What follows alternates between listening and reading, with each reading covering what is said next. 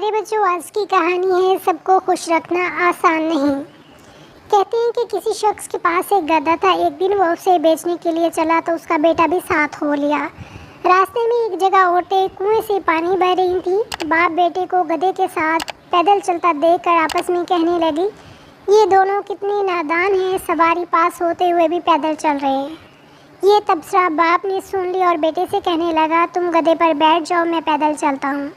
ابھی تھوڑی دور ہی گئے تھے کہ چند بڑی عمر کے لوگ ملے جو انہیں دیکھ کر کہنے لگے، دیکھو جی کیا زمانہ آ گیا ہے، بوڑھا باپ پیدل چل رہا ہے اور بیٹا سواری کے مزے لے رہا ہے۔ یہ سن کر بیٹا سواری سے نیچے اتر آیا اور اصرار کر کے باپ کو سوار کر دیا۔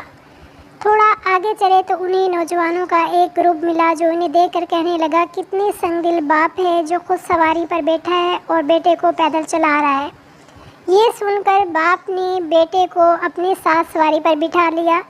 ابھی انہوں نے تھوڑا ہی فاصلہ طے کیا تھا کہ انہیں کچھ لوگ اور ملے، جن میں سے ایک شخص نے تبصرہ کیا، میاں مجھے نہیں لگتا یہ گدھا تمہارا ہے، کیونکہ یہ مر مر کر چل رہا ہے اور تم دونوں مزے سے اس پر چڑھے بیٹھے ہو۔